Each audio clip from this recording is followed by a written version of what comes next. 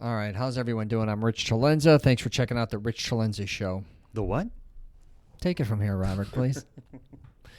It's all yours, Mr. Time Management. All right, talk to me. What For are we two talking? guys who said they were going to only do 5 to 7 minutes, we're not doing too good on the time management. Hey, we get carried away. We're getting long-winded in here. So what are we talking about today? Surprise I me. want to talk about people's identity making them bankrupt. I caught you off guard there. Yeah. Because we've been talking about possessions and kind of don't overvalue them or thinking they're something they're not, and financially kind of protecting yourself, I guess you could say, to a certain degree. But I want to get into identity. Theft or Not theft. Identity making you bankrupt. Because I think a lot of people go broke trying to keep up with an identity that they can't keep up with. or because they got married? Just kidding. Exactly. Both of those things. And had kids. Why don't we just throw that into the mix?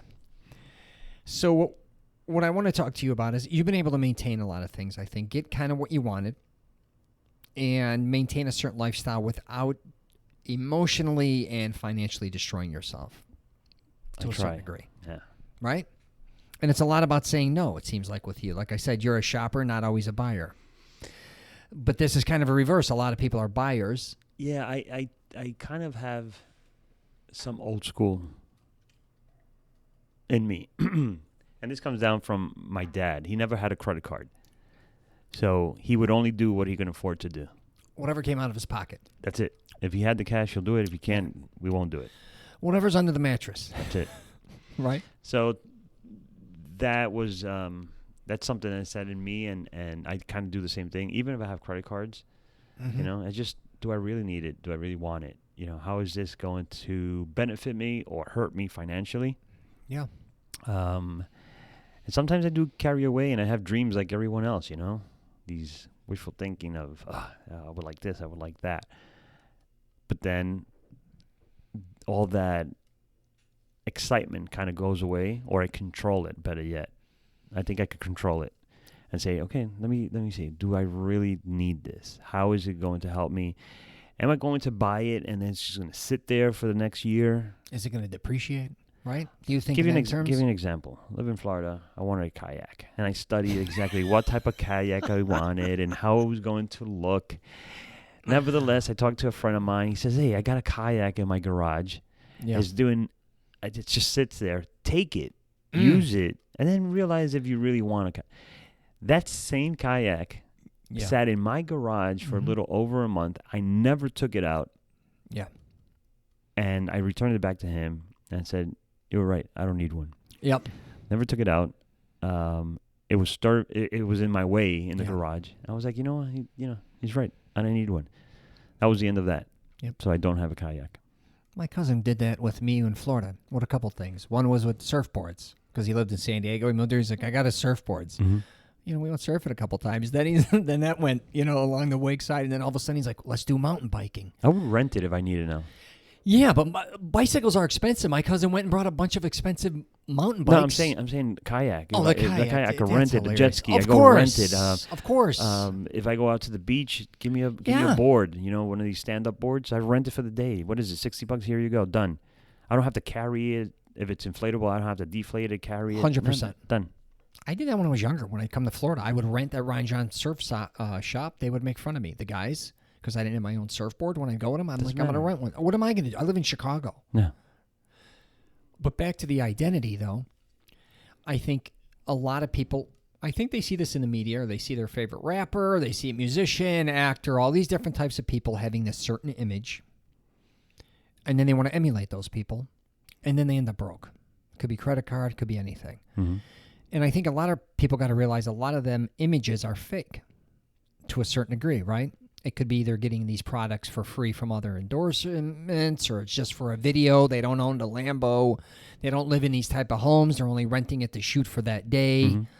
But I think a lot of young people get misled nowadays more than ever on, It's all perception. It's you see something on Instagram, YouTube, TikTok, whatever it is. You create your own story. You see someone in with a nice background of a house, a car, whatever, and you make a story in your head. oh wow, this is what they have, this is the lifestyle, and this is, look how happy they look because they're smiling, ear to ear. And that's usually not the case in real life. Did you see that rapper that got busted? I'm not going to say his name, but he's pretty big. He's busted very for well it? known. So what he was on a plane in coach. He took a photo. I don't know if it was stock or whatever. Or he had a photo of maybe another plane, like a private flight. He cropped himself out of that? No, he took the picture of the private plane and posted it on Instagram and said, getting ready to fly out of wherever he was at, getting ready to go do this. And someone saw him sitting in coach and hit him with the photo. So when he was posting his photo claiming to be in a private airplane, he wasn't. He was actually in coach on a regular airline. So somebody followed up on his post that follows him and says, no, you're actually not doing this. So my point being is a lot of what you're seeing, again, is false. Yeah. And the last thing I want young guys, because that's my age demographic, is to go broke buying a lot of stupid shit to a certain degree. And I did a podcast. If you find yourself broke at the end of the month, and believe me, I've been there, or if you find yourself in debt out your ass and you work your ass off, What's you know, saying, if you end up with a lot of month at the end of your money, a you're lot broke. of what? If you end up with a lot of month at the end of your money, I gotcha. Yeah. you're broke. Yeah, no shit. And I get if you want to buy certain things, but there is a way I talk about even buying clothes. You got to realize a lot of things are disposable, man. Jewelry is not usually a good investment unless it's a unique piece. Clothing is disposable. Cars are, Jewelry can be a good investment if you know what you're buying and for what you're buying it. If you're buying to show and it's not good gold, right? So gold, silver, yes, or nice watch that is going to maintain, high-end watches. Yeah.